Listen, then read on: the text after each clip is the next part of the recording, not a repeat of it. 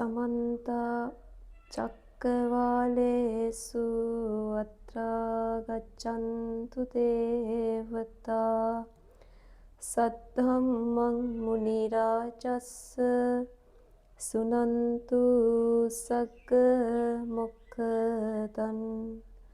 धम्मස්සවන කාලෝ අයං වදන්තා ධම්මස්සවන කාලෝ අයං වදන්තා ධම්මස්සවන කාලෝ අයං වදන්තා නමෝ තස්ස භගවතෝ අරහතෝ සම්මා සම්බුද්දස්ස නමෝ තස්ස භගවතෝ අරහතෝ සම්මා සම්බුද්දස්ස නමෝ තස්ස භගවතෝ අරහතෝ සම්මා සම්බුද්දස්ස යේ ධම්මා හේතුභවවා තේසං හේතුන් තථාගතෝ ආහ තේසංචයෝ නිරෝධෝ එවං වාදී මහා සමනෝති. ශ්‍රද්ධා බුද්ධ ගුණ සම්පන්න වාසනාවන්ත පින්වත්නි, මගේ පින්වතුන් අදත් මේ සෝදානම් වෙලා ඉන්නේ ලෞතර බුදුරන් වහන්සේ නමක් බොහෝ කාලයක් පාරමිතාවන් පුරලා තමන් වහන්සේගේ ස්වාමෝ ඥාණයෙන් අවබෝධ කොට දේශනා කළ වදාළ උතුම් චතුරාර්ය සත්‍ය ධර්මයෙන් බිදක් කෙටියෙන් නමුශ්‍රවණය කරන්නට. මගේ පින්වත්නි, ලෞතර බුදුරන් වහන්සේ නමක් ලෝකේ පහළ වුණාම අපිට බුදුරන් වහන්සේගේ ධර්මයත් එක්ක අපි මේ ගෙවාගෙන යන ජීවිතයේ යථාර්ථය තේරුම් ගැනීමේ හැකියාව තියෙනවා. තේරුම් අරගෙන මේ ජීවිතේ මේ සංසාර චක්‍රයෙන් නික්මෙන්න අවස්ථාවක් ලැබිලා තියෙනවා. එතකොට අපි මේ ගෙවාගෙන ආපු ජීවිතයේ අපි දැන් මේ ජීවිතේ මෙහෙම කොහොම ගත කරත් පින්වත්නි, හිතන්නකෝ අපි මේ ජීවිතේ හොඳට පුළුවන් තරම් උපරිම සැප විඳලා මේ ජීවිතේ ගත කරනවා කියලා. පුළුවන් තරම් උපරිම සැපට සනීපෙන් මේ ජීවිතේ ගත කරනවා කියලා. ඒ කොහොම මේ ජීවිතේ ගත කරත් කවදා හරි දවසක මේ ලෝකේ ඉන්නව පාලම් යට ජීවත් වෙන මිනිස්සු. එදා වේල හම්බ කරගෙන කණ්ඩවත් වත්කමක් නැතුව හම්බ කරගන්නවත් බැරුව මිනිස්සුන්ගෙන් යාචකයෝ ගානට ගිහින මිනිස්සුන්ගේ අනික් අයගෙන් සල්ලි ඉල්ලගෙන ජීවිතේ ගැට ගහගන්න මිනිස්සු මේ ලෝකේ ඉන්නවා. මේ ලෝකේ ඉන්නවා හොඳටම උපරිම සැපසනීපෙන් ජීවිතේ ගත කරන මිනිස්සු. ඒ කාගේ කොහොම ජීවිතේ කොච්චර විදිහට ගෙවුවත් කොහොම ගෙවුවත් අපි හැමෝගෙම ජීවිතේ කෙලවර තියෙන්නේ එක්ක කනත්ත. නැත්තම් ආදාහනාගාරය. අපි මේ ලෝකෙ කොහොම මොනවා කරත් පින්වත්නි, අපේ ජීවිතය සමහර විට ඔබ තාම තරුණ ඇති. හරිද?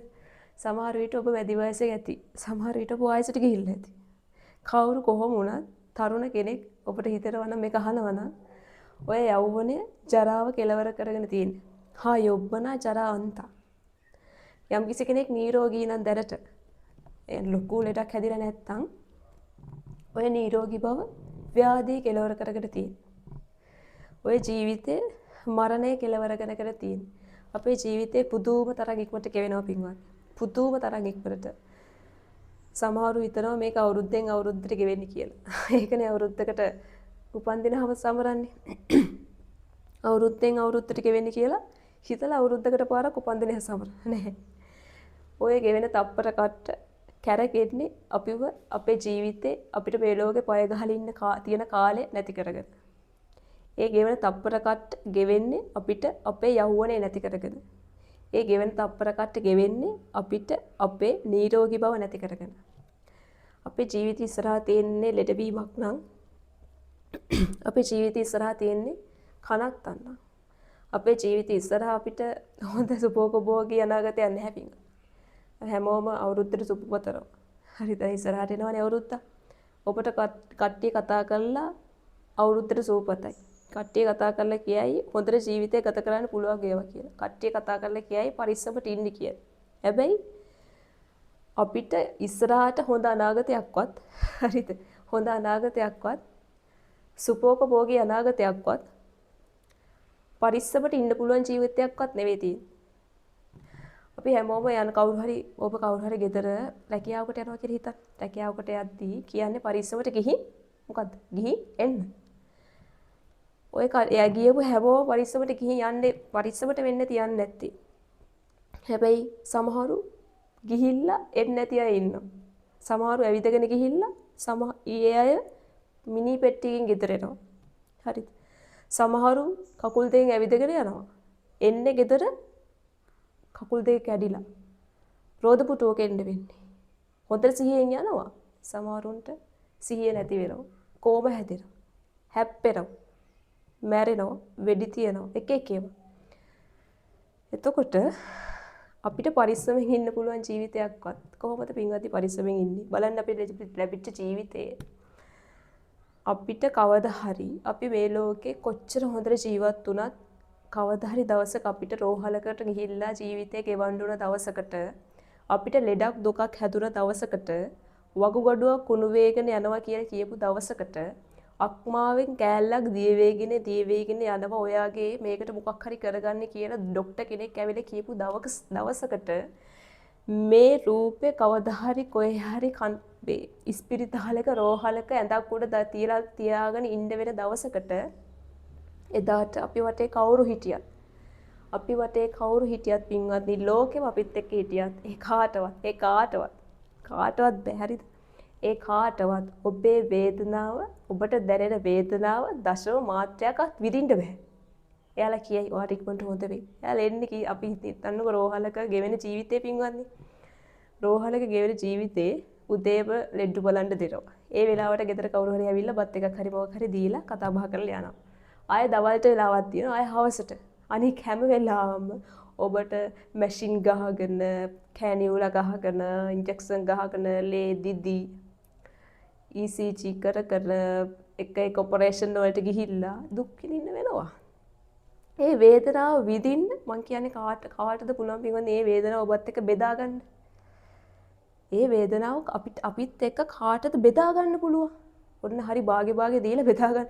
උදේ ඉඳන් මං විදවන්නම් දවල්ට ඔයා විදවන්න මගේ ලෙඩේ කියලා අරගෙන අපිට එහෙම බෙදා ගන්න පුළුවන්ද?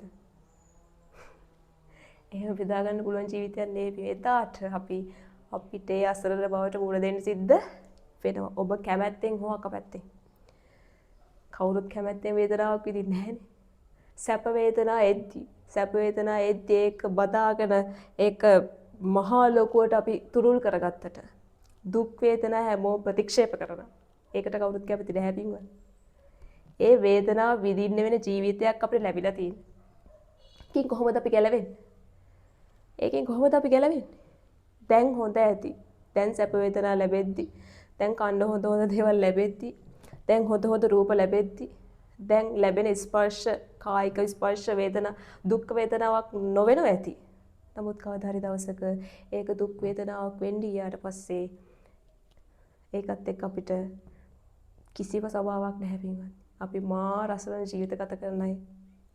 ජනාධිපති වේවා, අගමැති වේවා, මැති මන්ත්‍රීලා වේවා, සාමාන්‍ය මිනිස්සෙක් වේවා, පැවිද්දෙක් වේවා, ගිහියෙක් වේවා, කවුරු කොහොම වුණත් ඒ අසරණකමට මූණ දෙන්න වෙන ජීවිත සමහරු මේකට මූණ දීලා ඇති. සමහරු මේකට මූණ දෙන්න ඉන්නව ඇති. හැබැයි කවදා හරි අපිට මේකට මූණ දෙන්න සිද්ධ වෙනවමයි.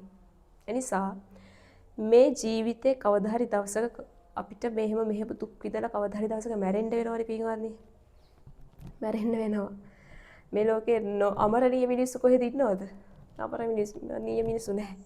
අවුරුදු 60යි 70යි 80යි උපරිම 90ක් ඉදී ඊට පස්සේ අපිට හැමෝටම යන්න වෙනවා.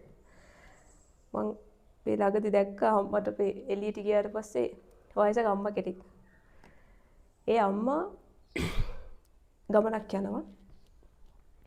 ඒ අම්මා වක් වෙලා ඉන්නේ. අංශක 90ක්.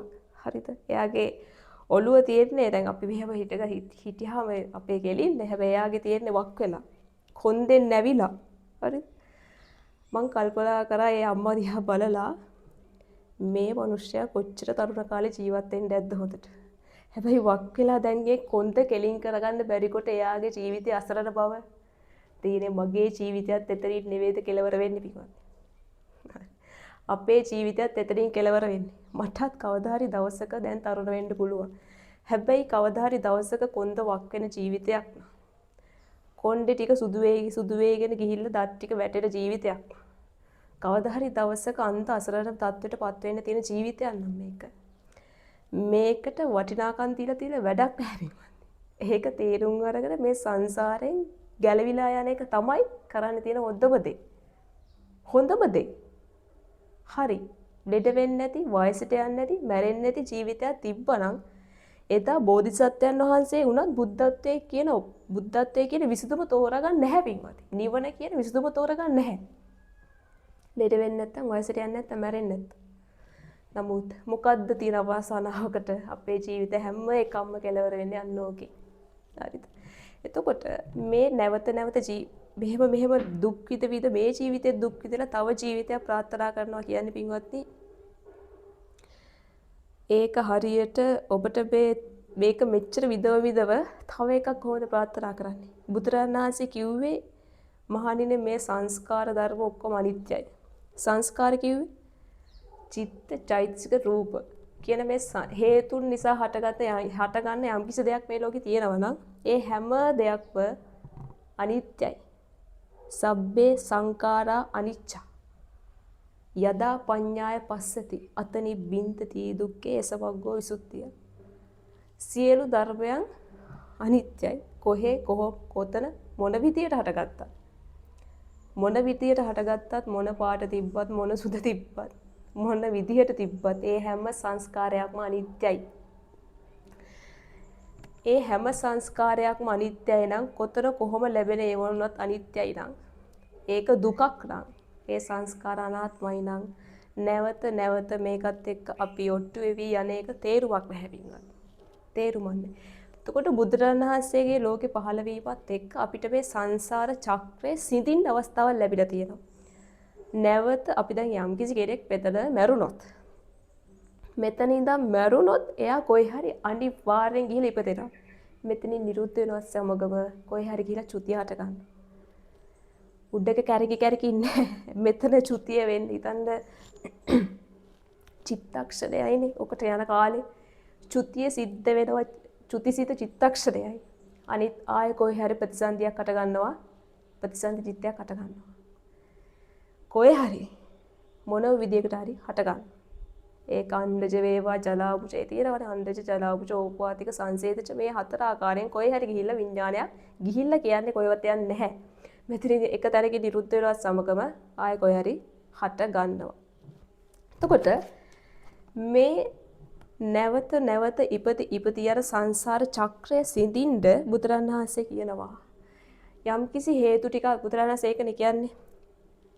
යේ ධම්මා හේතුප්පබව. යම්කිසි ධර්මයක් හේතුන්ගෙන් හටගත්තද ප්‍රභව වුණාද තේසං හේතුන් තථාගතෝ බුදුරණන් වහන්සේ ලෝකේ පහළ වෙලා යම්කිසි ඒ ධර්මතා හටගන්න හේතුව කිව්වා. තේ සංචයෝ නිරෝධෝ ඒවම් වාදී මහසම්. බුදුරණන් වහන්සේ හේතුවත් කිව්වා. යම්කිසි මේ ධර්මතා හටගන්න හේතුවත් කිව්වා. ඒ හේතුන්ගේ නිරෝධයත් කිව්වා.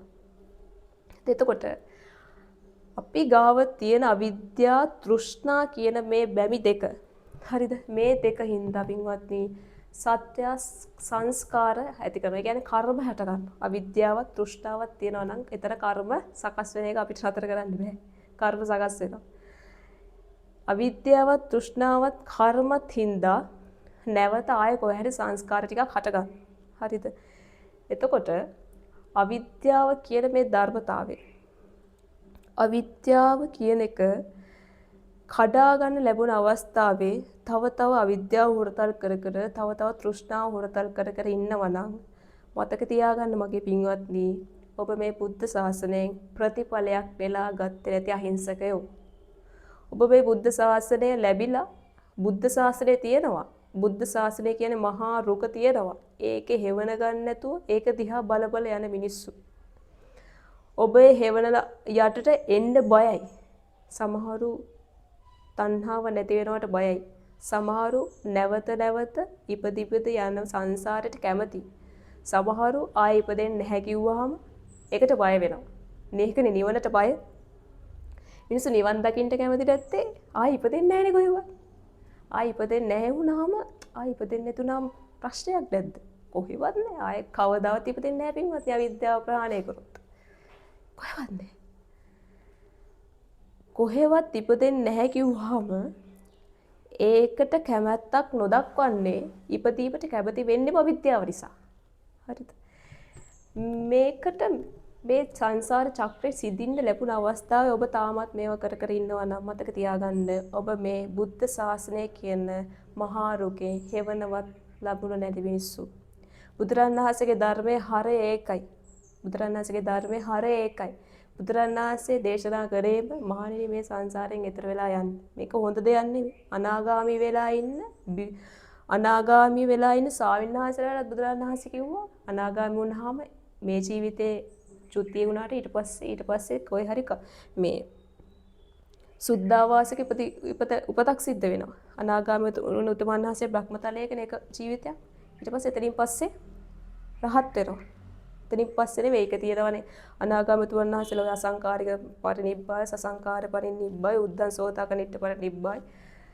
ඒ වගේ තියෙන උපහාච්ච පරිනිබ්බාය. ඒ වගේ ඒ විදිහට මේ රහත් වෙලා නිවන් දකිනවා.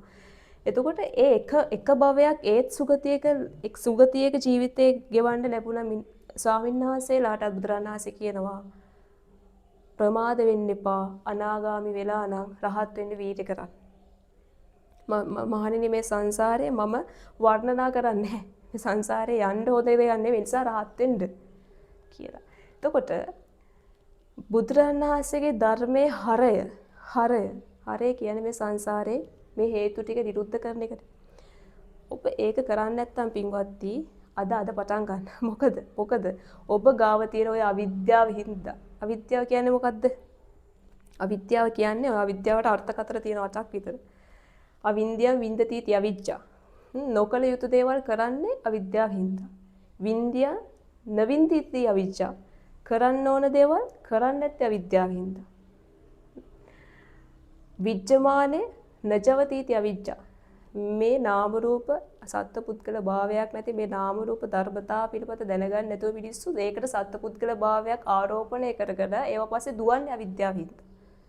බලන්න ඒ කෑල්ල මේ ලෝකේ තියෙන සංස්කාර ධර්ම. ඒ කියන්නේ නාම රූප. මේ ලෝකේ තියෙනවා චිත්ත චෛතසික රූප කියලා. නිර්වාණ පරමාර්ථ ධර්ම වශයෙන් ගත්තාම චිත්ත චෛතසික රූප කියන හතර විතරයි තියෙන්නේ. චිත්ත චෛතසික තුන. පරමාර්ථ කියන්නේ මේ පරමාර්ථ කියන්නේ පරමෝ උත්තමෝ අවිපරීතෝ අත්තෝ පරමත්තෝ. පරම උත්තම අවිපරීත අර්ථයෙන් පරමාර්ථ කියනවා. අවිපරීතයි කියන්නේ වෙනස් වෙන්නේ නැහැ විමුත්. එතකොට ඇයි හිත වෙනස් වෙනවනේ? රූප වෙනස් වෙනවනේ. චෛතසික වෙනස් වෙනවනේ. ඇයි ඒවා අවිපරීත වෙන්නේ කොහොමද? හිත අවිපරීත වෙන්නේ පින්වත්නි. හිතවල දැන් යම්කිසි චිත්ත සංතානයක දිව්‍ය වේවා බ්‍රහ්ම වේවා මනුෂ්‍ය වේවා සුගතිය කියන්නේ මේ චිත්ත සංතානයක ලෝභ සහගත සිතක් ඇති වුණොත් ඒ ලෝභ සහගත හිත ලෝභේන සත්තා යේබුයේන පෙත්තිවිසයන් උප්පච්චන්ති. ලෝභයේ ඒ ලෝභ සහගත සිත බොහෝ සෙයින් යේබුයේන බොහෝ සෙයින් പ്രേත විශේෂ උපද්දවන්න ලෝභ සහගත සිතක් ඇති වුණොත් එහෙම ඒකෙන් සුගතිය ඉපදෙන්නේ නැහැ.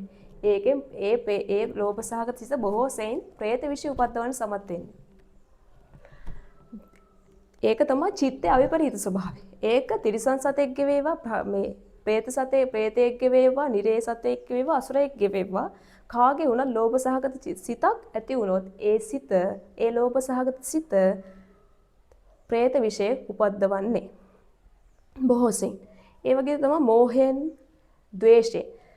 ද්වේෂය යම්කිසි චිත්තසංතානයේ දිව්‍ය වේවා බ්‍රහ්ම වේවා තිරිසං වේවා പ്രേත වේවා මනුෂ්‍ය වේවා නිරේක වේවා අසුර වේවා මොන චිත්තසංතානයක ඇති වුණත් ඒක ඒ ද්වේෂ සහගත හිත නිරේ උත්පත්තිය බොහෝ සෙයින් නිරේ තමයි උපද්දවන්නේ. හරිද?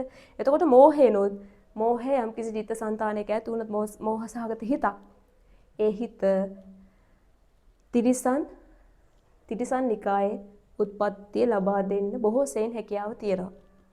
මේක තමයි චිත්තයේ අවිපරීත ස්වභාවය. හරිද? ඒක වෙනස් වෙන්නේ නැහැ. චිත්තයේ අවිපරීත ස්වභාවය ඒකයි. චෛතසික වල අවිපරීත ස්වභාවය කියන්නේ දැන් යම් කිසි චෛතසික තියෙනවා 52ක්. පස්ස වේදනා සංඥා චේතනා ඒකකතා ජීවිතේන්ද්‍රිය වාසය කියන්නේ මානසිකාරය කියන්නේ මේ සබ්බචිත්ත සාධාරණ ප්‍රකීර්ණ සබ්බචිත්ත සාධාරණ සිත් තියෙනවා 7ක්. චෛතසික 7ක් තියෙනවා. සබ්බචිත්ත සාධාරණ කියන්නේ හැම සිතටම සාධාරණ. ඒක කෙටි ක්‍රමයෙන් 89ක් සිත්වලත් එතෙනවා. විස්තර ක්‍රමයෙන් 121ක් වූ හැම හිතකම මේ සබ්බචිත්ත සාධාරණ කියන චෛතසික යෙදෙනවා. හරිද? එතකොට ප්‍රකීර්ණක චෛතසික කියන්නේ ප්‍රකීර්ණ චෛතසික තියෙනවා 6ක්. විතක්ක විචාර අතිමොක්ඛ විරිය පීති ඡන්ද 6ක් තියෙනවා. අකුසල චෛතසික තියෙනවා මෝහ අයිරික අනෝත්තප්ප උද්ධච්ච ලෝභ දිට්ඨි මාන දෝස ඉස්සා මච්චරිය කුක්කුච්ච තීන මිද්ද. සෝබන චෛතසික තියෙනවා 25ක්. සත්තා සති හිරි ඔත්තප්ප අලෝභ අදෝස තත්‍රමජ්ජතා කාය පස්සද්දි චිත්ත පස්සද්දි කාය ලහුතා චිත්ත ලහුතා කාය මුද්දා චිත්ත මුදුතා කාය කම්මජා චිත්ත කම්මඤ්ඤතා කාය පාගුඤ්ඤතා චිත්ත පාගුඤ්ඤතා කාය අජ්ජුකතා චිත්ත අජ්ජුකතා කියන 19ත් විරති චෛතසික 3ක් අප්පමාන චෛතසික 2ක් ප්‍රඥා චෛතසිකයක්. මේවත් එක්ක එකතු වුණාට පස්සේ සියලුම චෛතසික තියෙනවා 52ක්. ඒ 50 චෛතසික. මේ චෛතසික වල අවිපරීත ස්වභාවය කියන්නේ යම්කිසි චෛතසිකයක් හිතන්නකෝ පස්සක ස්පර්ශය කියන චෛතසිකය. පස්ස කියන චෛතසිකය යම්කිසි හිතක් එක්ක සංප්‍රයුක්ත වුණාම යම්කිසි හිතක තියෙනවනේ උපාද තితి බංක කියන අවස්ථා තුනක්. මේ තුන් අවස්ථාවේදීම මේ ස්පර්ශය කියන චෛතසික පූසනාදී ලක්ෂණ. ඒ කියන්නේ ස්පර්ශ කිරීම තමයි ඒකේ ලක්ෂණය. හරිද? මේ ලක්ෂණය වෙනස් වෙන්නේ නැහැ. ඒක වෙනස් වෙලා වේදිත ස්වභාවයක් ගන්න නැහැ. ස්පර්ශය තමන්ගේ ලක්ෂණය උත්පාද තితి බංග කියන අවස්ථා තුනේදීම ඒක වෙනස් වෙන්නේ නැහැ. ඒක පෙරෙල්ල යම්කිසි වෙන අරමුණු වෙන දෙයකට අන්‍ය තමන්ගේ උපකාරයෙන් හෝ තව කෙනෙක්ගේ උපකාරයෙන් හෝ ඒක වෙනස් කරන්න බෑ. වේදිත ලක්ෂණ නම් වේදනාවේ ලක්ෂණේ විඳීම නම් එයා කරන්නේ ඒකම තමයි. එයාට ආ ස්පර්ශ කරන්න බෑ. අන්න ඒ වගේ ඒ චෛතසික වල ලක්ෂණ විපරීත භාවයටපත් වෙන්නේ නැහැ. ඒක තමයි චෛතසික වල විපරීත ස්වභාවය. එතකොට රූපේ විපරීත ස්වභාවය. රූපේ කියන්නේ බුදුරණාහිසේගේ ඒක මහා ස්වාමීන් වහන්සේ නමක් ඇවිල්ලා අහනවා. ස්වාමීනි රූපේ කියන්නේ මොකද්ද? රුප්පතිතිකෝ භික්කවේ තස්මා රූපන්ති උච්චති. රූපේ කියන්නේ රුප්පණේ වෙන අර්ථයෙන් රූපේ කියලා කියනවා. රුප්පණේ කියන්නේ පෙරලෙනවා යම්කිසි ශීත උෂ්ණාදී විරුද්ධ ප්‍රත්‍යයන් නිසා විරුද්ධ ප්‍රත්‍යයන්ගේ හේතුවෙන් මේක වෙනස් වෙනවා රූපය කියන එක. නිතර වෙනස් වෙනවා. එතකොට කොහොමද අවිපරීතද කියන්නේ? වෙනස් වෙන්නේ නැහැ කියන්නේ. රූපේ කියන්නේ පඨවි ආපෝ තේජෝ වායෝ කියන මේ සතර මහා භූත රූපයත් එක්ක හැදුන එකනේ. එතකොට මේ පඨවියේ ලක්ෂණ තියෙනවා. පඨවියේ ලක්ෂණය තමයි කක්කල ලක්ෂණ. කර්කශ බව තමයි පඨවියේ ලක්ෂණ. එතකොට මේකේ ඒ පඨවියේ ලක්ෂණය වෙනස් වෙන්නේ නැහැ. පඨවියේ චිත්තක්ෂ 1000 කියන්නේ රූප යම්කිසි රූපයක් චිත්තක්ෂ 17ක් පුරාවට තියෙනවා. ඒ චිත්තක්ෂ 17 පුරාවට මේකේ යෙදෙන පඨවියේ ලක්ෂණය වෙන ආපෝ ධාතුවේ ලක්ෂණයක් බවට පත් වෙන්නේ නැහැ. එයා කර්කශ ස්වභාවයෙන්මයි තියෙන්නේ. ඒකට කියනවා රූපයේ අවිපරීත ස්වභාවය. හරිද? එතකොට මෙන්න මේ චිත්ත චෛතසික රූප ධර්මතා විපරීත භාවයටපත් වෙන්නේ නැහැ. නිර්වාණය කියන්නේ භවං විනති සංසිප්පතිති නිබ්බාණං කියනවානේ. අනේ භවං විනති සංසිප්පතිති වාණං. හරිද? එතකොට භවය ගැට ගහන එකතු කරන සම්බන්ධ කරන හින්දා මේ තෘෂ්ණාවට කියනවා. මේ තෘෂ්ණාවෙන් නික්මුණ හින්දා නිර්වාණය කියලා කියනවා. තෘෂ්ණාවේ නික්මීමනේ. එතකොට මෙන්න මේ ධර්මතා තමයි ලෝකෙ තියෙන්නේ පිටවත්. චිත්ත චෛතසික රූප ධර්මතා. නිර්වාණය කියන්නේ චිත්ත චෛතසික ධර්මයන්ගෙන් ඈතර උන තැන. ඈතර කිසිම රූපයක් හට ගන්න නැහැ නිර්වාණය. කිසිම චෛතසිකයක් හට ගන්න නැහැ නිර්වාණය. කිසිම සිතක් හට ගන්න නැහැ නිර්වාණය.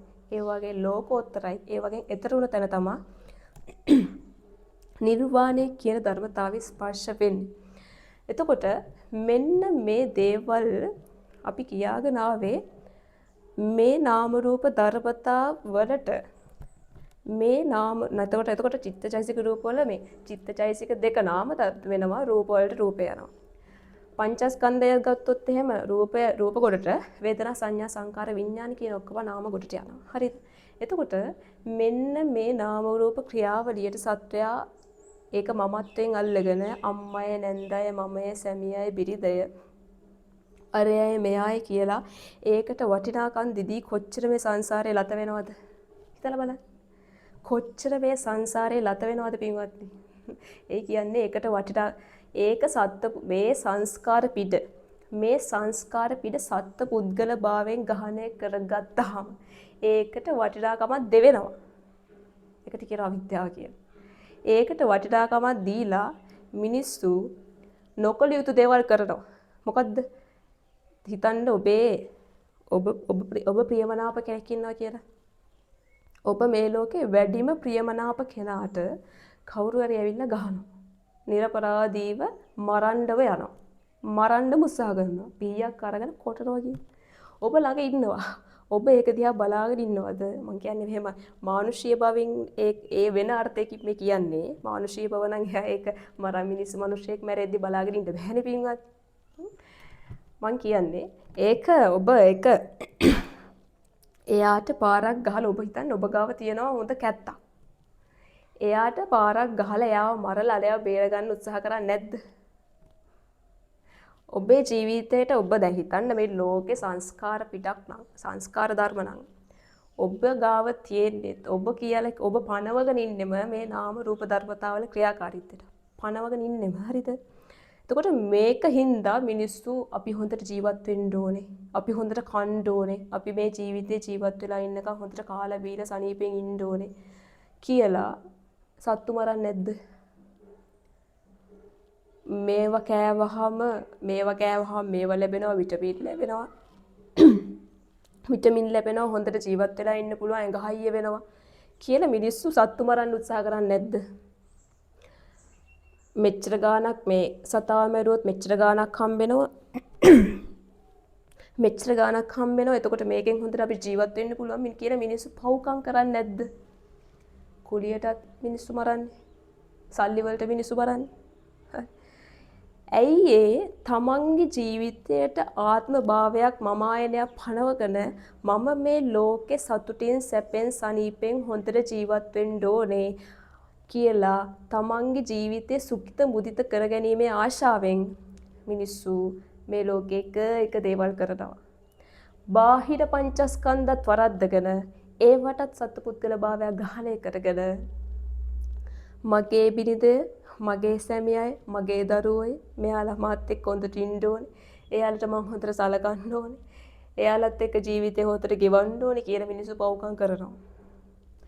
මිනිස්සු එක දේවල් කරනවා. මේ හැම දෙයක්ම ඔබ මේක මම ආයනේ මේකේ ඒකනේ කියන්නේ අවිද්‍යාවනේ. ලෝකේ නැති ලෝකේ තියෙන නාම රූප වලට සත්පුද්ගල භාවයක් ග්‍රහණය කරගෙන ඒව පස්සේ දුවන්නේ අවිද්‍යාව. හරිද? එතකොට මේව ඇයි පින්වත්නි දැන් අපිට මේක මේ අනාත්මයේ ඇයි වැටහෙන්නේ නැත්තේ? දැන් නාම රූප ධර්මතා නම් චිත්තචෛතසික රූප ටිකක් නම් තියෙන්නේ. මේකේ සත්‍ය පුදේ ඉන්න බැහැනේ පින්වත්. ඇයි මේව අපිට තේරෙන්නේ නැත්තේ? මේවා තේරෙන්නේ නැත්තේ මේ ලෝකේ ඝන හතරකින් වැහිලා තියෙන්නේ. මේ ධර්මතා මේ වගේ අනාත්මය ඝන හතරකින් වැහිලා තියෙන්නේ. සමූහ ගණය, සන්තති ගණය, කෘත්‍ය ගණය, ආරම්මන ගණය. සමූහ ගණය කියන්නේ යම්කිසි දැන් හිතන්නකෝ මේ වටාත්ත ගන්න. මේ වටාත්ත හැදිලා තියෙන්නේ රූප කලාප ගොඩාක් එකතු වෙලා. රූප කලාප ගොඩාක් එකතු වෙකින් තමයි මේ වටාත්ත කියන එක හැදිලා තියෙන්නේ. එතකොට මේ වටාත්ත අපිට එකපාරටම පේන්නේ රූප කලාප ගොඩක් කියලාද මේක වටාත්ත කියන සමූහ සංඥාවෙන්ද අපි ගන්න. වටාත්ත ඇඳුම් අරයයි මෙයයි මේ සමූහ ගණෙන් අපි ගන්නවා. මේ සමූහ ඒකට කියනවා සමූහ ගණෙන් මේක වැහිලා තියෙන්නේ. හැබැයි මෙතන තියෙන්නේ ඇත්තටම බැලුවොත් රූප කලාප ගොඩාක්. රූප කලාපයක් කියන්නේ රූප කලාප තියෙනවා පින්වත්නි. සුද්ධාෂ්ටක තියෙනවා, නවක කලාප තියෙනවා, දසක කලාප තියෙනවා, ඒකාදශක කලාප තියෙනවා, ද්වාදශක කලාප තියෙනවා, තේරසක කලාප තියෙනවා. උපරිම රූප කලාප 13ක් එකතු වෙලා හැදෙන රූප කලාප විතරයි. එතන ගියාට 14ක් 15ක් එක හැදිලා එකතු වෙන රූප කලාප නැහැ කොහෙවත්. තේලසක රූප කලාප තමයි වැඩිම තියෙන. රූප කලාප 10 රූප 13ක් එකතු වෙලා 8ක් එකතු වෙලා හැදෙන එකට කියනවා සුද්දාෂ්ටක. 9ක් නවක කලාප දශක කලාප මේ වගේ තියෙනවා. එතකොට ඔය ඇහි එහෙම චක්කු දශක, සෝත දශක, ගාන දශක අහලා තියෙන්නේ. ජීවිත නවක කලාපය කියන්නේ රූප කලාප 9ක් එකතු වෙලා. එතකොට මෙන්න මේ වටාත්ත කියන එක සමූහ ගණෙන් අපි ගන්නේ මේකේ ඇත්තටම තියෙන රූප කලාප ටික. එතකොට මේ රූප කලාප එකතු වෙලා රූප කලාප කියන්නේ පඨවි දැන් හිතන්න ශුද්ධාෂ්ටකයන් නම් පඨවි ආපෝ තේජෝ වායෝ වන්න ගන්ධ රස ඕජා. එතකොට මේ රූප කලාපයක් කියන්නේ පින්වත්නි එපා වෙනවද පොඩ්ඩක් ගුණයන් අහන් ඉන්න හරිද? රූප කලාපයක් කියන්නේ පඨවිය දැන් හිතන්න මේ පඨවිය කියන එක මේ පඨවිය විසිරීලා තියෙන්නේ හරිද? කර්කශ ස්වභාවයේ. විසිරීලා තියෙන මේ පඨවි ධාතුව මේ පඨවි ආපෝ තේජෝ වායෝ කියන මේ හතරට කියන මහා භූත රූප කියලා. මේවා එකිනෙකට ගැලිලා වෙලිලා තියෙන්නේ. හරිද? මේ රූප කලාප මේ මහා භූත කියලා තියෙනවා මේ මහා භූත හරියට මේ ඉන්ද්‍රජාලිකයෝ වගේ. ඉන්ද්‍රජාලිකයෝ. ඔය මේ ඉන්ද්‍රජාලිකයෝ කියන්නේ මැජික් පෙන්නන අය. මේ මැජික් පෙන්නන අය නැති දේවල් පෙන්නනවනේ. ඒ කියන්නේ රන් රිදී මුතු මැණික් නෙවෙයි. හැබැයි එයාලා ඒවා රන් රිදී මුතු මැණික් කරලා පෙන්නනවා. ඉන්ද්‍රජාලිකයෝ. ඒ වගේ තමයි මේ මහා භූත රූප නැති මුතු මැණික් පෙන්නනවා. නැති දේවල් පෙන්නලා මිනිසුන්ගේ හිතවල ඒවට වටිනාකම් ඇති කරනවා. හරිද? නැති ස්ත්‍රී පුරුෂ රූප දේව හරියට මේ කියනවා මේ ওই කාලේ මේ හිමාලය පැත්තේ මේ ඉන්නවා පින්වන්නේ මේ යක්ෂණියෝ. මේ යක්ෂණියෝ පුරුෂයෝ දැක්කට පස්සේ අවුරුදු 16ක වගේ ස්ත්‍රී රූපයක් මවාගෙන ගිහිල්ලා ඒ පුරුෂයන්ව ඒ පුරුෂයාට වංචා කරලා ඒ පුරුෂයන්ගේ ඇටකොටු ටික විතරක් ඉතුරු කරලා ඔක්කොම කනවලු. හරිද? වංචනික යක්ෂණියෝ. මේ වගේ තමයි මේ මහා භූත රූපත්. හරිද? එයාලා මහා භූත රූප අතර මහා භූත රූප නැති ස්ත්‍රී පුරුෂ රූප මවල පුරුෂයන්ගේ හිත ආකර්ෂණය කරගන්නවා. නැති පුරුෂ රූප මවල ස්ත්‍රීන්ගේ හිත ආකර්ෂණය කරනවා. ඊට පස්සේ මහා විපතකට පමුණුවනවා. මහා විපතකට. එතකොට මෙන්න මේ භූත රූප එකතු වෙලා පඨවි කියන්නේ පඨවි විසිරීලා තියෙන පිටුවත්. එතකොට විසිරීලා තියෙන පඨවිය ආපෝ ධාතු ආපන්දර ලක්ෂණා කියනවා. ආපෝ ධාතුව තමයි මේ පඨවි ධාතුවට විසිරෙන්න දෙන්නේ නැතුව. හරිද? ආපෝ ධාතුව පඨවි ධාතුවට විසිරෙන්න දෙන්නේ නැතුව අලවල බැඳලා අල්ලගෙන තියාගෙන ඉන්නේ ආපෝ ධාතුව. හරිද? ඒකට තේජෝ ධාතුව. එතකොට ඇලිලා තියෙනවනේ. ආබන්තර ලක්ෂණනේ පඨවි ධාතුවට විසිරෙන්න දෙන්නේ නැතුව අල්ලගෙන බැඳගෙන තියාගෙන ඉන්නේ ආපෝ ධාතුව. ඒක පුම්බන්නේ වායෝ ධාතුවේ. තේජෝ ධාතුව ඇවිල්ලා තේජෝ ධාතුව මේ සහජාත ධර්ම තුනම පාලනය කරනවා. සහජාත ධර්මයන් කියන්නේ පඨවි ආපෝ වායෝ කියන මේ සහජාත ධර්මයන් පාලනය කරන තේජෝ ධාතුවේ. තේජෝ ධාතුව පඨවි ධාතුවේ කාර්කශ බව අඩු වැඩි කරනවා. ආපෝ ධාතුවේ ආභාන්තර ලක්ෂණේ ගලන වැగిරෙන ස්වභාවය අඩු වැඩි කරනවා. තේජෝ මේ වායෝ ධාතුවේ පුම්බන ස්වභාවය අඩු වැඩි කරනවා. තේජෝ ධාතුව. එතකොට මේ තේජෝ ධාතුව තමයි තව තේජෝ ධාතුව රූප කලාපයක ඇති වෙලා එයා තව රූප කලාප ඇති කරනවා. හරිද?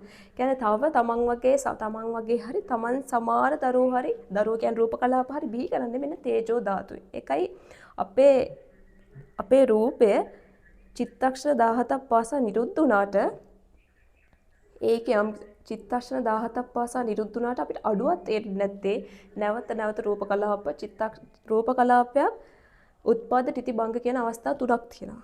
හරිද? උත්පාද අවස්ථාව කියන්නේ උපදින අවස්ථාව. තිතිය කියන්නේ පවතින යම්කිසි වෙලාවක් තියෙන යම්කිසි චිත්තක්ෂණ ප්‍රමාණයක් මේ රූපේ කුඩා චිත්තක්ෂණ 49ක් පවතිනවා. භංගය කියන්නේ 51 වෙනි කුඩා චිත්තක්ෂණේ භංග නැති වෙලා යනවා. එතකොට මෙන්න මේ පවතින තිති අවස්ථාව කියන්නේ මේ තිති අවස්ථාවේදී තමයි රූප කලාපයක් රූප උපද්දවන්නේ. එයා ශක්තිමත් තිති අවස්ථාව. ඒ නිසා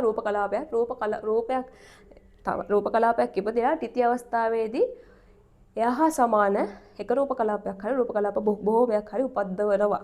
එතකොට ඒකයි අපේ රූපය සන්තතියක් වශයෙන් තියෙන්නේ නිරුද්ධ වීමක් සිද්ධ වෙන්නේ නැතුව. එතකොට මෙන්න මේ රූප එකතු වෙලා හැදිච්ච මේ රූපේ මේ වටාත්ත කියන රූප මේ වටාත්ත කියලා අපි අරගෙන තියෙන සමූහ ගණයෙන් හැබැයි ඇත්තටම තියෙන්නේ රූප කලාප රාශියක එකතු වීමක්. හරිද? එතකොට රූප කලාපය කියන එක එහෙම ලේසි එහෙම ඇහැට අහුවෙන්නේ නැහැ පින්වත්නි. ගෝචර වෙන්නේ නැහැ. ඒකයි බුදුරජාණන් වහන්සේ නමක් විශ්වාස කරන්න ඕන අපිනේ. ඇත්ත බුදුරජාණන් වහන්සේ කියලා තියෙන බොරු නෙවෙයි කවදාවත්. හරිද? එතකොට සමූහ ගණය කියන්නේ ඒකයි. සන්තති ගණය කියන්නේ චිත්තක් දැන් සන්තතියක් කියන්නේ දැන් හිතන්නකෝ අපේ රූපේ ගත්තාම රූපෙ චිත්තක්ෂර 17 ආශ්‍රී. චිත්තක්ෂණයක් කියන්නේ අසුරුසනක් ගන්න. අර අගිලි දෙක එකතු කරලා මෙහෙම අසුරුසනක් මෙහෙම ගන්න. එහෙම අර ඇඟිලි දෙක එකතු කරලා ඒ ගහන වෙලාව හරි ඇසිපිය ගහන වෙලාව. ඇසිපිය අසුරුසනක් ගහන වෙලාව අරගෙන ඒක කෝටි ලක්ෂයකට බෙදුවා. ඒකෙන් ඒ වගේ 17 කෝටි ලක්ෂයකට බෙදලා ඒකෙන් 17ක් තියෙන. ඒ වගේ 17ක් ගන්න ඇති වෙන වෙලාව තමයි රූපේ තියෙන වෙලාව. රූපේ අයම්සි රූපයක් පවතින එච්චරයි. ආයුෂ.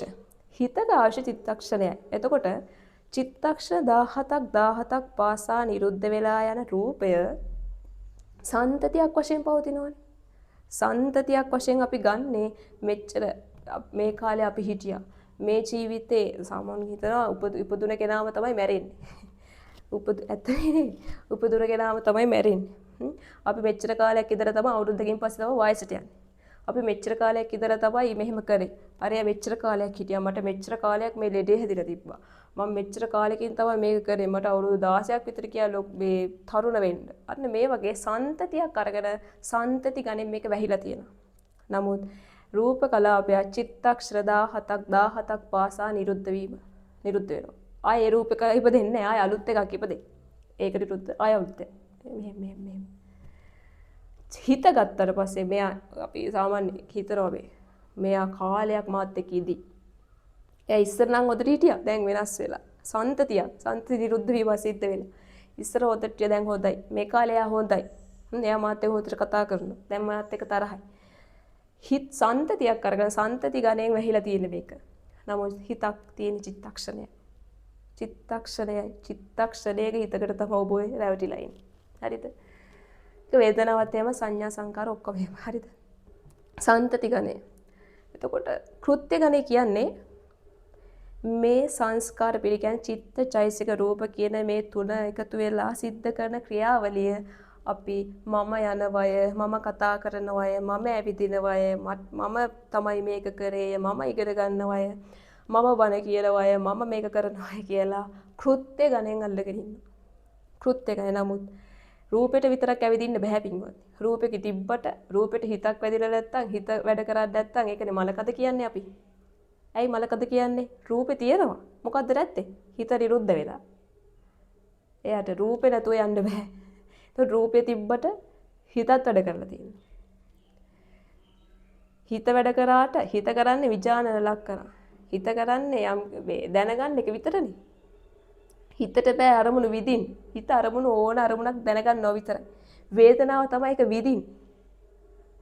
චක්කු සම්පස්සද වේදනාව, සෝත සම්පස්සද, ගාන සම්පස්ස, જીවහා මේ වගේ තියෙන. වේදනාව තමයි විදින්. අරමුණු දැනගන්න එක විතරයි හිත කරන්නේ. වේදනාව විදිනවා. වේදනාව වින්දට අරමුණු හිත දැනගත්තට ඒක හඳුනගන්නේ සංඥාව. සංඥාව නැතුව අරමුණක් හඳුනගන්නවත් බෑ අපිට. දන්නකෝ මම කියනවා දැන් තලෙයිබානු නායකයාගේ නම මොකක්ද කියලා. දන්නවද? අහලම නැත්තම් හිතන්න එයාගේ රූපේ මවා ගන්න. තලෙයිබානු නායකයාගේ රූපේ මවා ගන්න. පුළුවන්ද? මට මේ කියද්දි මැවෙන්නෙත් නැහැ. කියන්නේ සංඥාව ඔබ ගාව නැහැ. සංඥාවෙන් තමයි අතුරු ගන්න. සංස්කාර ධර්මයක සංස්කාර ධර්ම ඇති වෙලා චෛතසික ධර්ම අනික් ඉතුරු චේතනාව ඇතුළු අනික් මේ වේදනාවත් සංඥාවත් හැර චේතනාව ඇතුළු අනික් චෛතසික ධර්ම 50. ඒ 50ම මේක හරියට ලුණුයි සාමාන්‍යයෙන් කිරි හොත් මේ පරිප්පු හොද්දක් ගත්තාම පිසක් පින්වත් නෙමෙයි. පරිප්පු විතරක් දැම්මට ඒ හොද්ද රස වෙනවද? නැහැ. පරිප්පු විතරක් දැම්මට ඒ හොද්ද රස වෙන එකට මොනවද දාන්නේ? ලුණු දානවා, කම්පිරිස් දානවා, මොන හිත කියලා දානවානේ. මිරිස් දානවා, කහකුඩු දානවා, තුන පහ. අන්න ඒ වගේ හොද්ද රස කරන්නේ සංස්කාර ධර්ම. හොද්ද රස කරන්නේ කියන්නේ චෛසික ධර්ම මේවට එකතු වෙලා එක් එක විදිහට මේවා ලෝකේ බවලා පෙන්නනවා. එතකොට මෙන්න මේ වගේ එයාලගේ ලක්ෂණ වලට එයාලා කරන්නේ වෙන වෙනම කෘත්‍යයක්. වේදනාව කරන්නේ එයාගේ කෘත්‍ය විතරයි. සංඥාව කරන්නේ එයාගේ කෘත්‍ය විතරයි. සතිය කරන්නේ එයාගේ කෘත්‍ය විතරයි. ශ්‍රද්ධාව කරන්නේ එයාගේ කෘත්‍ය විතරයි. ද්වේෂය කරන්නේ එයාගේ කෘත්‍ය විතරයි. ද්වේෂයට බෑ ඒ හිත මොලොක් කරන්න පින්වත්. ද්වේෂයට බෑ ඒ හිතේ ශ්‍රද්ධාව ඇති කරන්න. ශ්‍රද්ධාවට බෑ ඒ හිතේ ද්වේෂය ඇති කරන්න. ඒවා එක එක විදිහට සම්ප්‍රයුක්ත වෙලා සිද්ධ වෙන ක්‍රියාවලියට කෘත්‍ය ගණයට මෙන්න මේක මම එක දිගට කරනවා මම මේ කාලේ සිල් ගන්නවා මම මේ පොයට සිල් ගන්නවා මම මේක කරනවා මං යනවා මං එනවා කියලා මේක කෘත්‍ය ගණයෙන් වහලා තියෙනවා. හරිද? ඊපස්සේ ආරම්මන ගණය කියන්නේ ආරම්මන ගණය කියන්නේ දැන් රූපයක් දකින්න එක උනත් රූපයක් දකින්න එක අපි එක හිතකින් කරන්නේ නැහැ. භවංගයක් තියෙන භවංග යනවා හිත භවංගෙ තිබ්බොත් එහෙම ඒක භවංග චලනයක් වෙන්න ඕන අරමුණක් වදුරට පස්සේ. භවංග චලනය භවංග උපච්ඡේදය චලනය වෙලා ඒක කැඩෙන්න ඕන භවංග උපච්ඡේදය වෙන්න ඕන. ඊට පස්සේ අරමුණ පංචද්වාරා වර්ජනයද මනෝද්වාරා වර්ජනයද කියලා බලලා පංචද්වාරා වර්ජනයක් නම් පංචද්වාරා වර්ජන හිතක් ඇති වෙන්න ඕන. මනෝද්වාරා වර්ජනයක් නම් මනෝද්වාරා වර්ජන හිතක් ඇති වෙන්න ඕනේ. ඊට පස්සේ චක්කු විඥානයක්ද සෝත විඥානයක්ද ගාන විඥානය ඇහි රූප දැක්ක කියලා කියන්නේ චක්කු විඥාන පහළ වුණා. කනෙන් ශබ්ද එනවා සෝත විඥාන. ගාන ජීවහා කාය ඒ වගේ විඥානයට හට ගන්න ඕනේ. ඊට පස්සේ හිතන්නකො රූපයක් දැක්ක කියලා චක්කු විඥානයක් හට ගන්නවා. චක්කු විඥානය හටගෙන ඒ චක්කු විඥානය දැකීම මාත්‍රේ විතරයි. චක්කු විඥානයට බෑ මෙයා අම්මව දැක්කේ අරයව දැක්කේ මෙයා අතුර ගන්න. දැකීම මාත්‍රේ විතරයි. ඊට පස්සේ සම්ප්‍රතිච්ඡ හිතක් ඇති වෙන්න ඕන. සම්තීර්ණ හිතක් ඇති වෙන්න ඕන. වොත්තපන හිතේ ව්‍යවස්ථාපනය කරලා බලන්න ඕනේ මේ මොකක්ද ව්‍යවස්ථාපනය කරලා බලනවා වොත්තපන හිත. ඊට පස්සේ අපි කතා කරනවා නම් එහෙට මෙහෙට යනවා නම් ඒ හැමදේම ජවන් සිත් වලින් සිද්ධ වෙන්නේ. එස් දදාලම්මන හිත ඇති වෙනවා. මේ වගේ චිත්ත වීති බර ගාන සිත් සෑහෙන ප්‍රමාණයක් ඇති වුණාට පස්සේ අපිට එනවා එකක් මේ අම්මව දැක්කා. මට අර සද්ද ඇහුණා. මම බන අහනවා. මට දැන් මෑණියුන්ව පේනවා කියලා. ආරම්මන ගන්නේ අපි හිතනවා මේ සිත් සෑහෙන සිත් ප්‍රමාණයක් ඇති වෙලා සිද්ධ වෙන මේ ආරම්මන අතුර ගැනීම අපි දැක්කා මම බන අහනවා මට මේක තේරෙනවා මට මේ රහ දැනෙනවා මට දැන් රිදෙනවා කියන ආරම්මන ගන්නේ අල්ලගෙන හරිද? එතකොට මේවා කියද්දි සමහර වෙලාවට ඔබ මේවා අහලා නැත්නම් ඔබට මේවා මේ තේරෙන්නේ නැත්නම් හරිද? මේවා විමර්ශනය කරලා බලන්න ඕනේ පින්වත්. රූපේ විදර්ශනා කරලා බලන්න ඕනේ. රූපේ විදර්ශනා කරද්දී මේ රූපය අරගෙන අපි කෑලි වලට බෙදලා බලනවා. පඨවි ධාතු අධික රූප කලාප තියෙනවා 20ක්. ආපෝ ධාතු අධික රූප කලාප තියෙනවා 12ක්. තේජෝ ධාතු අධික රූප කලාප තියෙනවා 4ක් විදර්ශනා කරන්න. වායෝ ධාතු අධික රූප කලාප තියෙනවා 6ක් විදර්ශනා කරන්න. ඊට පස්සේ පරිච්ඡේද රූප විදර්ශනා ආකාශ ධාතු විදර්ශනා කරලා බලන්න. රූප කලාප 43ක් තියෙනවා විදර්ශනා කරන්න. ඒ විදිහට අරගෙන මේකේ සත්‍ය පුද්ගලයා නෑ හුදු ක්‍රියා මාත්‍රයක් විතරයි මා මේ ධාතු ටිකක් විතරයි කියලා විදර්ශනා කරලා බලන්න ඕන. හිත විදර්ශනා කරලා බලන්න ඕන හිතේ අනාත්මය තේරෙන්න. දෙයනේ මම මේ ආරම්මන ගණන් මේක අල්ලගෙන ඉන්නවද කියලා. ආරම්මන ගණන් කොච්චරක් මට මේක වැහිලා තියෙනවද? කෘත්‍ය ගණන් මේක කොච්චරක් වැහිලා තියෙනවද? සාන්තති ගණන් මේක කොච්චර වැහිලා තියෙනවද කියන එක තේරෙන්න හරි විදර්ශනා කරලා බලන්න ඕන. හිත විදර්ශනා කරලා බලන්න ඕන. චක්කු විඥානේ, සෝත විඥාන, ගාන, જીවහා, කාය, මනෝ විඥාන විදර්ශනා කරලා බලන්න ඕන. ඊට පස්සේ මේ දෙක එකතු වෙලා සිද්ධ වෙන ක්‍රියාවලිය නාම රූප විදර්ශනාව. නාම රූප පරිච්ඡේද ඥානෙ උපදව ගන්න ඕනේ. මිශ්‍රකයේ මේ නාම රූප මිශ්‍රකයේ වඩන්න ඕනේ. ඊට පස්සේ තමයි නාම රූප පරිච්ඡේද ඥානෙ ඉපදෙන්නේ. ඊට පස්සේ එතකොට මේවා විදර්ශනා කරලා බලන්න ඕනේ පිළිබඳ. බැලුවේ නැත්තම් ඒකනේ බුදුරණාහි කියනවානේ මහණෙනි සබ්බස්ව සූත්‍ර දේශනා කරන මහන්නේ මම ආශ්‍රවයන්ගේ ශ්‍රේය කිරීම කියනවා. ආශ්‍රවයන්ගේ ශ්‍රය කිරීම දේශනා කරනවා කාටද? නුවණින් දන්නහුට දක්නහුට. නුවණින් යෝනිසෝ මානසිකාරයේ තියෙන කෙනාට විතරයි මම මේ ක්ලේශයන්ගේ ප්‍රහාණය කියන්නේ. සබ්බාසව සූත්‍රය, දසනා පහතබ්බා, සංවරා පහතබ්බා, මේ තියෙන පටිසේවනා පහතබ්බා, පරිවර්ජනා පහතබ්බා. මේව දේශනා කරන්නේ මේ ආශ්‍රවයන්ගේ අවිද්‍යාශ්‍රව, කාමාශ්‍රව, භවආශ්‍රව, ditthිආශ්‍රව මේ ආශ්‍රවයන්ගේ ශ්‍රය කිරීම කියන්නේ යෝනිසෝ මානසිකාරයේ තියෙන කෙනාට. නුවණින් දන්නහුට. නුනුවණින් දන්නහුට දේශනා කරන්නේ නැහැ පින්. මහණෙනි. හරි. නුවණින් දන්නවා. එතකොට මේවා අරගෙන ගිහිල්ලා පින්වත්නි කමටහනක් අරගෙන ගිහලා පැත්තකට ගිහිල්ලා කල්පනා කරලා බලන්න ඕන, විදර්ශනා කරලා බලන්න. බැලුවට පස්සේ ඔබට මේ කියපු ටික තේරෙයි. ඔබට මේක තේරුන්නේ නැත්නම් මතක තියාගන්න ඔබට ගොඩාක් දේවල් මේ බුද්ධ ශාසනය මගහැරිලා තියෙනවා. ගොඩාක් දේවල් ඒක හෙමීට එකතු කරගන්න. එකතු කරගෙන බලන්න. බුදුරණන් වහන්සේ මොකක්ද සමහරු කියනවා අනාත්මය කිව්වම අනාත්මෙට ඔය බොරු කියලා. ඔය බොරු මොනවද කොහෙද අනාත්මයක් තියෙන හැපින්වද? ඇත්ත මේ කතාව. කියලා කල්පනා කරලා බලන්න. බුදුරණන් වහන්සේ මොකක්ද මේ දේශනා කරලා තියෙන්නේ කියලා. හරිද? ये ධම්මා හේතු බුදුරණන් වහන්සේ ඒකනේ කිව්වේ යම්කිසි ධර්මයක් හේතුන් නිසා හටගත්තද ඒ හේතු බුදුරණන් වහන්සේ දේශනා කරා. දේශනා කළා මේක ඒ හේතු නැති කරන්න හැටිත් කිව්වා. කම්මස්සකවර කෝණත්ති කර්ම කරන කෙනේ නේ විපාසකස්සක වේදකෝ සුද්ධ ධම්මා පවත්තන්ති ඒ වේතං සම්බදස්. මේ සුදු ධර්මතාවයන්ගේ හට ගැනීමක් විතරයි තියෙන්නේ. කර්ම විදින කෙනෙකුත් නැහැ. කම්මස්සකෝ කාරකෝ නැති. මේ මොනවද කියන්නේ මේ සබ්බේ ධම්ම අනාත්තා යදා පඤ්ඤා පස්සති අතනි බින්දති දුක්ඛේ සමග මේ සියලුම ධර්මතාවල අනාත්මය තේරුණොත් තමයි මේ සංසාරයෙන් ගැලවෙන්නේ. සබ්බේ සංඛාර අනිච්චා කිව්වේ. හැබැයි සබ්බේ ධම්ම අනාත්තා කියලා කිව්වේ ධර්මතා. හරිද? එතකොට මේවා හෙමීට තේරුම් ගැනීමේ හැකියාව අපි ගාව තියෙන්න ඕනේ මේවත්. බුද්ධ ශාසනයක් ලැබුණ වෙලාවේ අපි මේව තේරුම් ගන්න නැතුව කොච්චර මොනවා කරත් සංසාරයේ කියන එකේ නැවත හැදි යන්න වෙනවා මිසක් කොච්චර දේවල් කරත් ඔබ ගාව තියෙන මේ අවිද්‍යාව ප්‍රහාණය වෙයිද ඔබ මේක දන්නේ නැත්තම්.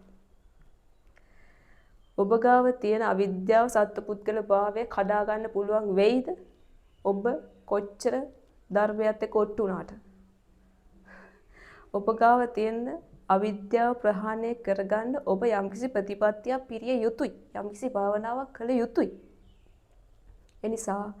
එනිසා මේකත් එක්ක නැවත මේ සංසාරේ යන්නේ නැතුව මේ සංසාරයෙන් එතර වෙන්න අවිද්‍යාව කියන බැම්ම ඔබ ගාව තියෙනවා. අවිද්‍යාව කියන බුදුරණන් වහන්සේගෙන් ඔය පරායන වර්ගය අහනවා මේ කේනස්ස නියුතෝ ලෝකෝ. කවුද මේ ලෝකේ වහගෙන ඉන්නේ? අවිජ්ජාය නියුතෝ ලෝකෝ. අවිද්‍යාව තමයි මේ ලෝකේ වහගෙන ඉන්නේ. හරි. එනිසා ඒ අවිද්‍යාව ඔබ ගාව තියෙන මේ සමෙච්චර කාලයක් සංසාරේ ආවා වගේ හිතන්න පින්වත්නි බුදුරණන් වහන්සේ ගංගානංගගේ වැලිකට පෙන්නලා කියනවා මහණෙනි මේ ගංගානංගගේ වැලිකට ගන්න බුදුරු ලෝකේ පහළ වෙලා ඉන්නේ. ඔබ හිතන්නේ ගංගානංගගේ වැලිකට කොච්චර තියෙන්නේ නැද්ද කියලාද? කොච්චර තියෙන්නේ නැද්ද කියලාද? එච්චර වැලිකට ප්‍රමාණය අපිට සාමාන්‍ය අතට ගන්නකො නිකන් වැලිකට ටිකක් ගණන් කරන්න පුළුවන්ද? එච්චර වැලිකට ප්‍රමාණයක් කොච්චර බුදුරු ලෝකේ පහළලා ඇද්ද? කොච්චර කාලයක් අපි මේ සංසාරේ ඉපදිපිදි මෙරි යන්න ඇද්ද? ස්කන්ධ කොහේ හටගනීද? කොහේ හටගන්නේ නැද්ද? දැන් මේ කතාව මෙතන කිවර නැහැ. මේක නම් හරි සුගතියක හටගෙන තියෙන. ඊළඟ ජීවිතේ මෙතන නිරුද්ධ වුණාට පස්සේ ආය සංස්කාර පිටක් කොහේ හරි හටගන්න. ඒක අවිද්‍යාව තිබ්බොත්. ඒක කොහේ හටගයිද කියන එක කොහොමද අපි තීරණය කරන්නේ? එනිසා මෙන්න මේ කතාව තේරුම් අරගෙන මේ අවිද්‍යාව කියන බැම්ම ඔබ ගාව තියෙනවා නම් ඒක කඩා ගන්න. ඒක ප්‍රහීන කරගන්න. ඒ හේතු ප්‍රහීන කරන්න හැටි බුදුරණන් වහන්සේ දේශනා කරලා තියෙනවා. හේතුවත් කියලා හේතුව නැති කරන විදිහත් කිව්වා. හේතුව හිටියට හේතුව නැති වෙන්නේ නැහැ පින්වත්. හේතුව නැති කරන්නේ යම්කිසි දෙයක් කරන්න ඕන. ප්‍රතිපත්තියක් පුරන්න ඕන. ඒ නිසා ඔබට මේ දේශනාව අවිද්‍යාව කියන එක ඔබ ගාව තියෙනවා කියලා තේරුම් අරගෙන මේ සංසාරේ නැවත ඉපදිපිදි යන සංස්කාර පතන්න නැතුව සංස්කාර නිවන්න ඒකාන්ත හේතුව වෙන දේශනාවක් වේවා කියලා ප්‍රාර්ථනා කරමින් අදට දේශනාව නිමවටපත් කරමු. ගන්නියංගා විහෙර විහාර වංශය සුන් ආරක්ෂා කරන අල්පේ ශාක්‍ය මහේ ශාක්‍ය සම්‍යක් දෘෂ්ටික දෙවිදේවතුන් වහන්සේලා මෙපින් අනුමෝදන් කරගනිත්වා. මෙපින් අනුමෝදන් කරගෙන දෙව්ලොව සැනසෙත්වා කියලා ප්‍රාර්ථනාවක් ඇති කරගෙන අපි දෙවියන්ට පුණ්‍ය අනුමෝදනා කරමින් ධර්ම දේශනාවේ මාටපත් කරමු. ආකාසට්ඨා ච බුම්මට්ඨා දේවා නාග මහිත්‍තිකා පුඤ්ඤන්තං අනුමෝදිත්වා චිරන් රැක්කන්තු ශාසනං චිරන් රැක්කන්තු දේශනං චිරන් රැක්කන්තු මං පරන්ති. හැම දිනෙටම සම්මා සම්බුදු සරණයි.